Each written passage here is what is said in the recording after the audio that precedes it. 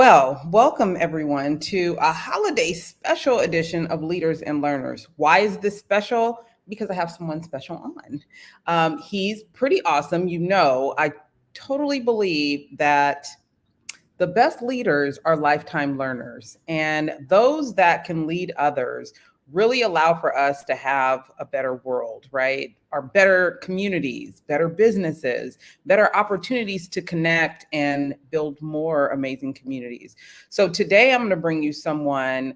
I want to get right into some of the dope things that he's done and is still doing because he continues to lead in a quite amazing way. So let's go ahead and bring on Mr. Steve Goldstein. Hi, sir. Good morning, Tonya. How are you? I'm good. I'm good. You are a gift.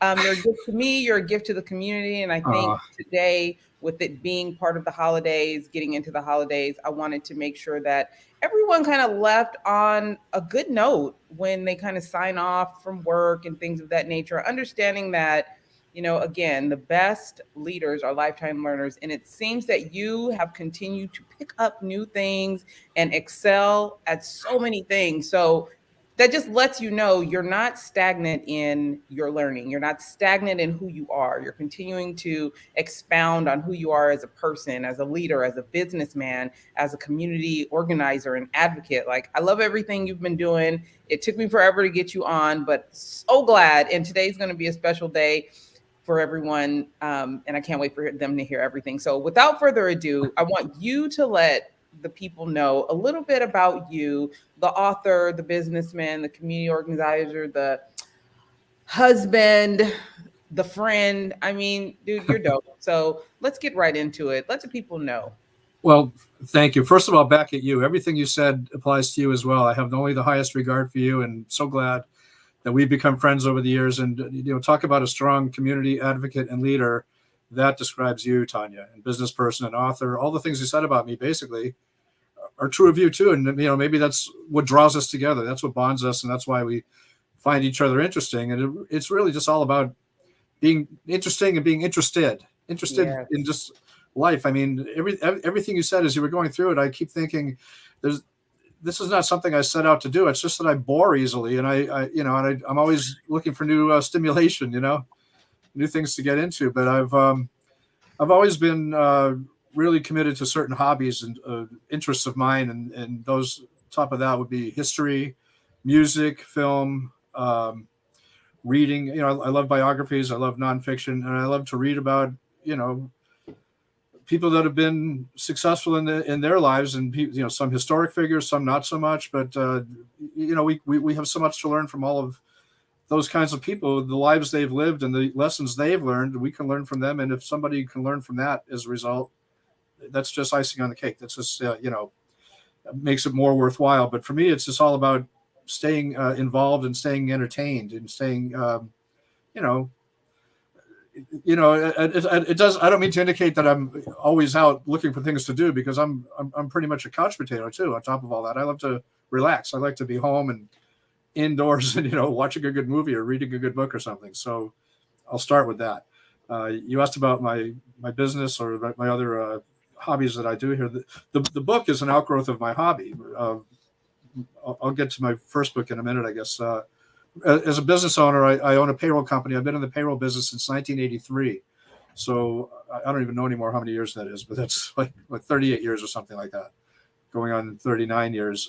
Being in the payroll service industry, which is something I never could have seen coming as I was growing up and going through school and all those things. I've always been a musician and a songwriter ever since I was 10 years old, actually. And I've played in bands, and I'm still playing in bands, and I'm still a songwriter, and I'm still performing and recording. We're finishing our second album now. My band Virtual Campfire, which has been together for about 12 years. We released our first record 10 years ago, and we're getting ready to release our second record 10 years later. So we figure every 10 years is a good cycle to put out new music. And in between, we like to perform live, and it's a fun band. It's a comedic band, really. It's acoustic rock, but I think you've seen us play. And we're online. You can people can find our videos and our record streaming at virtualcampfire.net and also on Facebook. And so that's the band. And I'm a historian, and I grew up in Boston, Massachusetts, a very historic town. It's where our country was born, basically. It's where the Revolutionary War started. The first shots of the Revolutionary War were fired in Concord and Lexington, miles from where I grew up, just a couple of miles from where I grew up. So I used to visit these places. And I started visiting old cemeteries and fascinated by the history there, and that I could be standing in the one place on earth where Paul Revere is 6 feet under my feet, or Sam Adams, or John Hancock.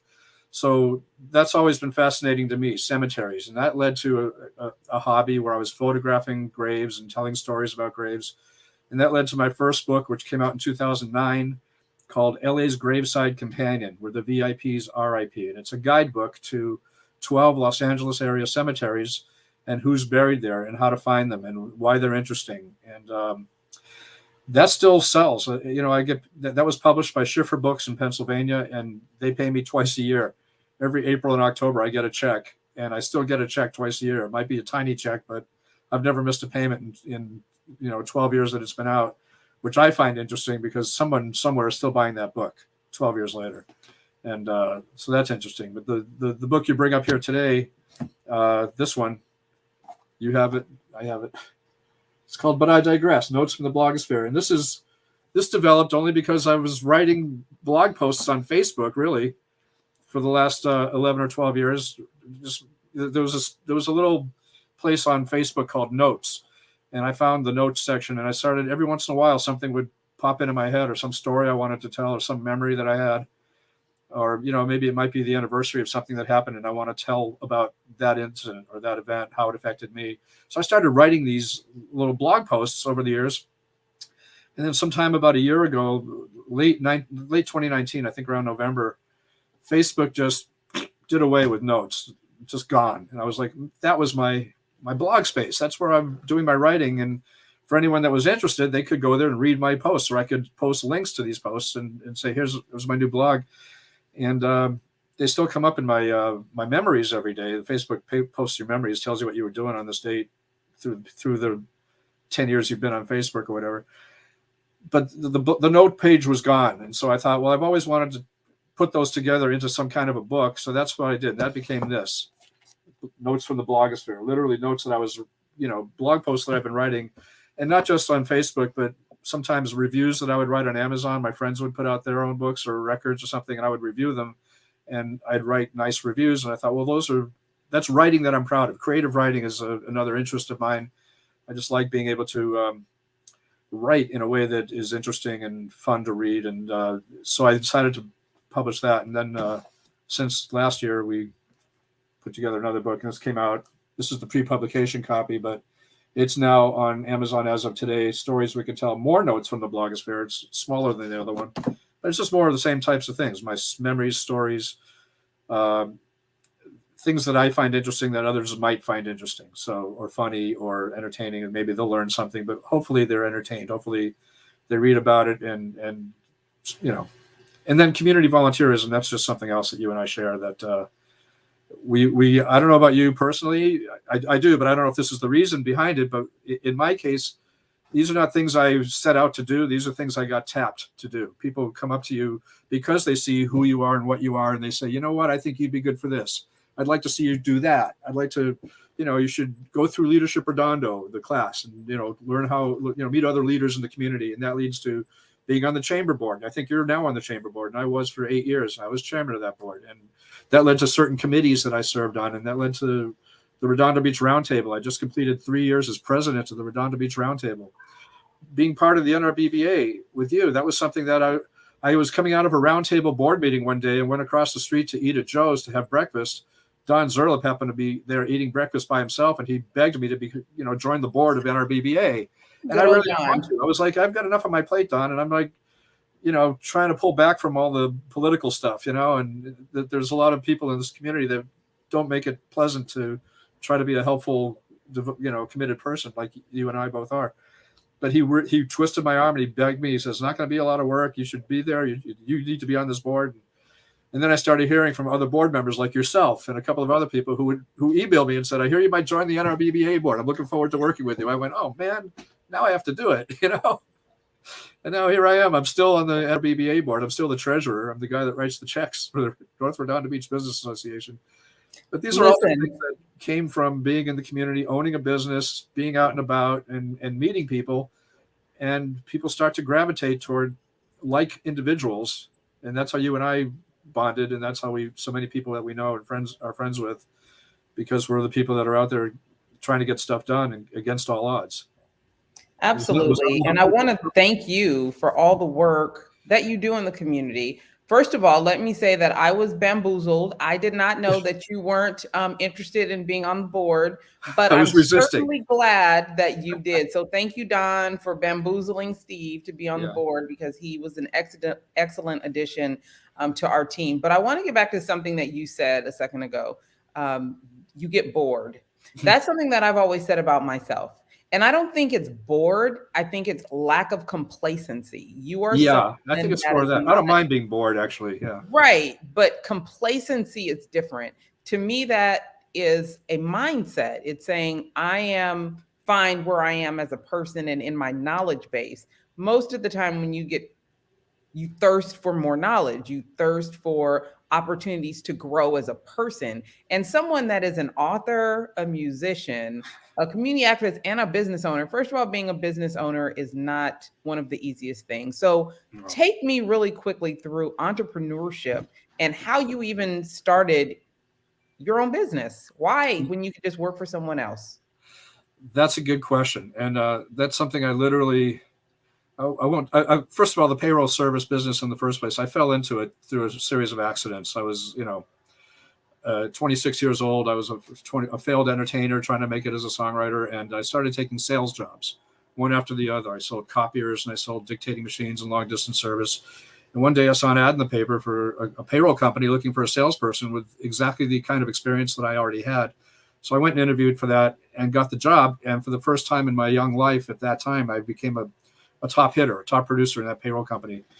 I just suddenly came to the realization that every business who has employees has payroll, which means they're dealing with it somehow. They're getting payroll done some way. They're either using a payroll service or they're doing it themselves, or somebody's doing the payroll. And so all I had to do is uncover an issue that they might be having or a problem I could help solve and get them on my payroll service. So I did this for 22 years working for other companies. I started getting recruited into bigger companies and other payroll companies and all types of different payroll services. And then about 17 years ago, I had left a large payroll company to go work for a small guy, a small payroll service owner, who recruited me away from a major national company, a management position. And he offered me the whole West Coast. He says, it's an East Coast company. I want you to be our West Coast vice president and run the whole West Coast for me. I said, great. So I started doing that. And after 2 years of working for him, we had a falling out, basically, a big disagreement on the direction the business should take. And it was my wife, Jennifer, who who said to me, you don't need him. You just spent 2 years bringing all this business to him that now he owns. You could start your own payroll service, and those clients would be your clients and not his clients. And I thought, well, makes a certain amount of sense. And I hadn't really thought about it, but I set about starting my own company, Payroll Management Solutions, back in 2004. So we've been in business now 17 years. We service about 600 clients of all sizes, all employee sizes, all industries. And most of our clients come to us from the big national companies when they become dissatisfied or frustrated with those large companies and not getting the service they think they need. And they're paying more and more every year for the service because those companies are publicly held companies that raise their fees every year because their first priority is their shareholders, not their customers, not their employees. And so I had learned by that point what was working for the smaller payroll companies, what wasn't working for the bigger payroll companies. And I knew what I wanted to do if I were the owner. So I decided to start my own business. And fortunately, it worked out. And here we are. I love that. The most significant thing to me about what you just said is the fact that you have a spouse that supported you going out on your own. Like, She really there did. is a lot of things that having a spouse can do, but supporting you through your professional endeavors is definitely something that I think really hits home. Talk me through some of your other professions, though, as a musician, as an author, how she contributes to that. Well, starting with the musician part, by the time I met Jennifer, we met late in life. We were both in our 40s when we met. And at that point, I wasn't as active playing music as I was talking about when I used to play music, when I used to be in bands. And she was the first woman who I became involved with who tried to encourage that. Previous serious relationships, serious girlfriends from the past would say, you talk about that like you sound like like an old high school football player who can't stop talking about the good old days. That's in your past. Get over it. And Jennifer shakes her head when she hears that. She goes, how could they not try to encourage you to keep playing the guitar, pick it up and get back together? So when I first started dating her, my brothers both play too, my younger brothers. And first time we got together with the family, Jennifer said, you guys should each bring your guitars to this family gathering and jam. Let's get the three of you guys playing together, which we did. We just loved doing it. And, I was friends with these other guys who had a band, and that band broke up, and then they reformed, and they called me to be in that band. That's the band I'm in now, Virtual Campfire. So that's a reformed version of an old band that used to be called Sauce that I was a fan of. I was friends with the guys in Sauce. I used to go see them play. I played on one of their records.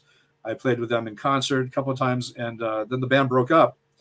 And a couple of years later, one of them called me up and said, we're having a little jam session at the house. Why don't you come and bring your 12 string? So I did. And that was back in 2009. And suddenly we're a band and we're going out and gigging and recording. And I just haven't had that much fun since, I was 15 and doing it in high school, and in college I had a band. But I kind of gave it up after college. I tried to make it as a songwriter, as a solo singer-songwriter, going nowhere fast. And that's when I started getting into sales jobs and worrying about actually making a living, and coming to the realization at 27 years old that I guess I'm not going to make my living in the music business. I might as well find a way to really support myself.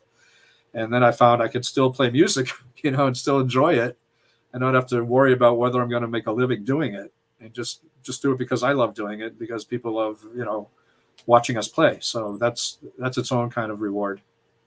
How have you She pushed us into have you done things to kind of fine tune your artistry in your seasoned career at this point? Or do you just kind of continue to just do what you know?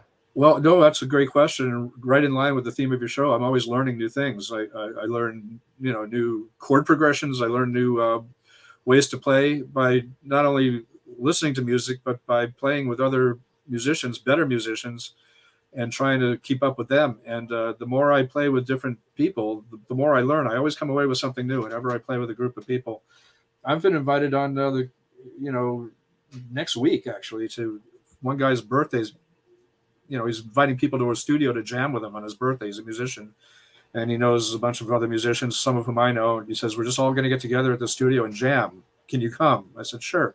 I have no idea what we're going to be playing. I have no idea if I know the songs. I just know I'm going to show up with a guitar and start playing whatever it is. So But by that being talks open about that way, I'm always that really speaks to your character. I'm down for whatever. Let's do exactly. it. I'll Let's figure make it it out. happen. Let's do it. Yeah. Right? I Yeah. love that.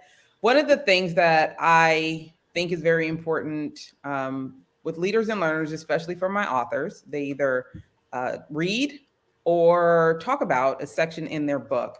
And I usually let them pick it out. But from your book, this one, I want you to talk about Jolly John Reunion, Oh, because I yeah. want the listeners to get an understanding of some of the things you write about. Okay, well, that's an example of one of the best things to come out of my cemetery hobby, and by documenting the graves of people that I find. That story started when, even before my book was published, the original graves, the cemetery book back in 2009. I had a website. I still do. It's called beneathlosangeles.com. That was going to be the name of the book. And when I finally found a publisher, they convinced me to change the name, but it was going to be Beneath Los Angeles. And there was this family in Australia who had just discovered that their great-grandfather, this woman's great-grandfather who wrote to me, had been a famous film actor in the 1930s, a black actor in Los Angeles. And so he had certain types of roles, but he was also, aside from being in 50 movies for Paramount and Warner Brothers, he was a vaudevillian. He was a songwriter. He traveled the world. He was considered at one time the highest paid black performer in the industry, not just in Hollywood, but in vaudeville and throughout the world. His name was Jolly John Larkin. And he traveled the world. And while he was in Australia doing a show, he was, on a tour, he hooked up with a costume designer a white costume designer named Rachel Anderson, and they had 2 daughters. This was in the 1920s. Highly illegal for them to be together at that time in that place or to get married. And he eventually moved on. The daughters, one was fostered out and never met her parents, and that became the grandmother of the woman who wrote to me. She did not know her history. She didn't know who her natural parents were until she was 72 years old and was allowed to see the actual records. This was in Australia. I don't know the reason for that law, but she found out I guess, how many years ago, like 2007 or something, who her biological parents were. One of them was Jolly John Larkin, her father, and Ray Anderson was her mother. And she found they started researching Jolly John Larkin, and they found a scrapbook that had been donated to a library detailing his entire career. It was fascinating. And they found out that he died in Los Angeles in 1936, and they wanted to try to find out if they could find where he was buried or learn anything about him. So the granddaughter, Julia, was online, and she found my website somehow. She looked up Los Angeles graves, I guess, something like that, and wrote to me and said, "We've just discovered our great-grandfather was a famous film actor, vaudevillian, died in Los Angeles in 1936. We have no idea where he's buried. Can you help us find his grave?" And my first response was, "That's not really what I do. I don't take assignments. I don't say, well, here's a random grave, go find it." But then I thought, if he was a black performer in 1930s Los Angeles, most likely he's in one of 2 places that I knew of. One was Evergreen Cemetery in downtown Los Angeles, and the other would have been Angeles Rosedale Cemetery, also in the Adams District. Those are the only 2 places where multi-ethnic, multi-generational, just different, all different types of people could be buried back then.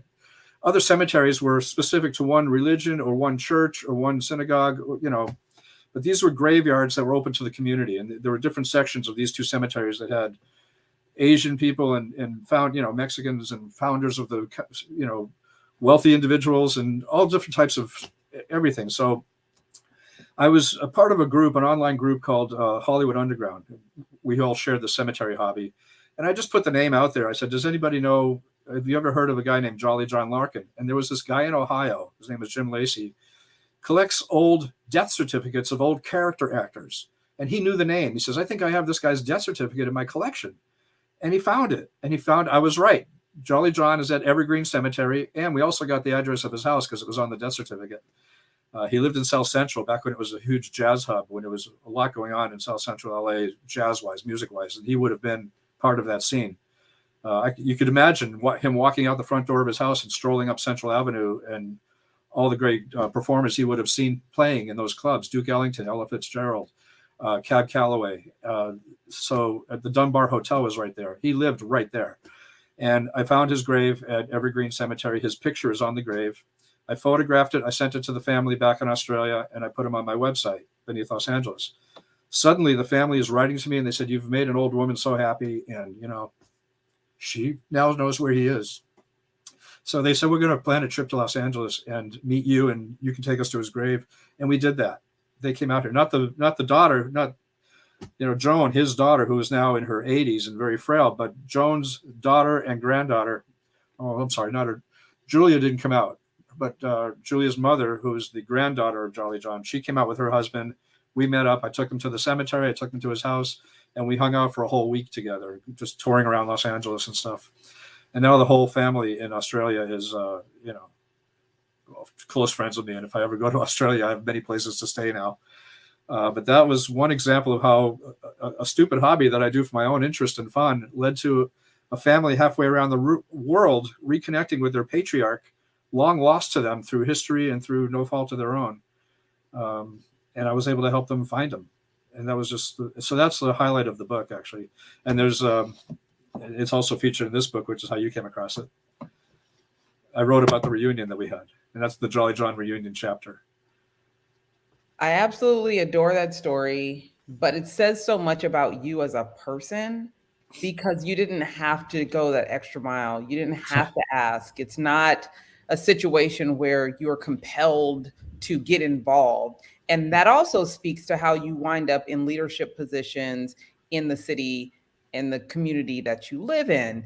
it's not really about you trying to show your expertise. It's really about you just doing the work that needs to be done. I talk about one of the things I talk about in my book is I call them angels on earth. And it's just people that do the right thing because it's the right thing to do, not because they're looking for accolades, not because they're looking for someone to pat them on the back in public, but it's really just about seeing some work that needs to be done or seeing a person that needs some help and jumping in and doing what's right and what feels good at the end of the day. Because the truth of the matter is, when everything is all said and done and the task is complete, you're left with a feeling that you don't get if it's just a job, if it's just a task that you're doing for recognition. So Right. I applaud you, and I think it just speaks so much to your character. So anyone out there that is looking for just some heart wrenching, some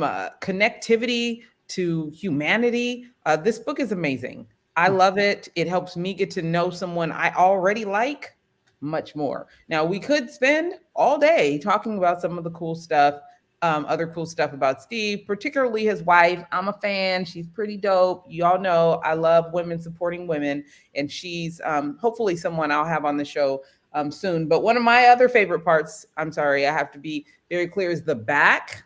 Y'all can see that. There's the band, Virtual Campfire.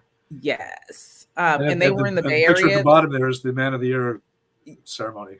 Yep. So this was taken in the Bay Area, and you guys already know. Yeah, that's right. That's where I'm from, and I love it. So everything about this book is amazing. Now let them know a little bit more what to expect in the next one, because we will have to have you back on so we can go into depth about that. Well, thank you. This one's just more of the same.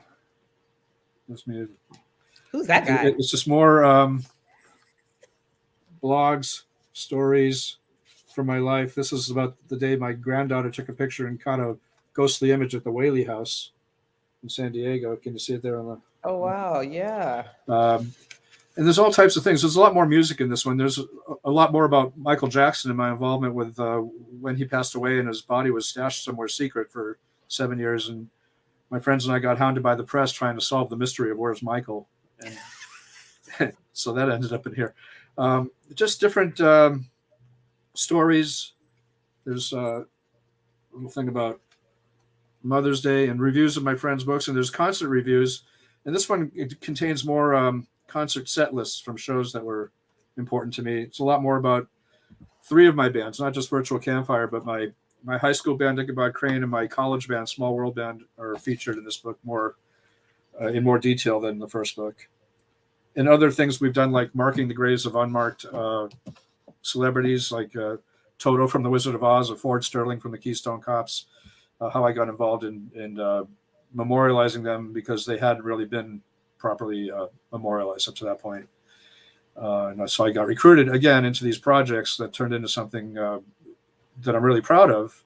And that's giving fans a place to pay their respects to a celebrity that wasn't previously marked. And again, lost to history, just like Charlie John was. And so, again, back to your point, it's not about, personal glory in any way. It's about wanting to help. And it's about saying yes. I think yes is a big, important word people need to learn more of. And my wife keeps telling me I need to learn to say no sometimes because, that's how you end up really overcommitted. Every once in a while, she'll shake her head and say, can't you just say no? When are you going to learn to say no? It's not in your DNA. She's got the same DNA. So I know. That's why. But yeah, that's how we end up with so much on our plates. It's like, why are we busy every single night this week? It's because we said yes to something. If somebody wanted us, somebody requested our assistance in some way, and we said, sure, yeah, we can do that. Yeah. I love it. Well, let the people know how they can keep up with you, where they can get the book from. And, if they have any other questions, seems like people know how to find you when they need you. But for my listeners, definitely let them know how to get in touch, stay in touch, and follow your journey. Sure. Well, I am on Facebook and I'm on YouTube. My company website is payrollmanagementsolutions.com. The gravesite website is beneathlosangeles.com. The books are both on Amazon, along with my first book, the cemetery book. Go to Amazon and look up notes from the blogosphere, or look up Steve Goldstein, or look up LA's Gravesite Companion. I have an author's page on Amazon, so if they find that, they'll find all my books in one place at my author page on Amazon.com. What else? I'm on Instagram, Twitter, on TwitFace. Okay, that. I didn't know you were on Twitter, but I'll be following. So okay, I think it's on Twitter. I'm Steve5674. Okay, and on Instagram, I'm Goldstein5046.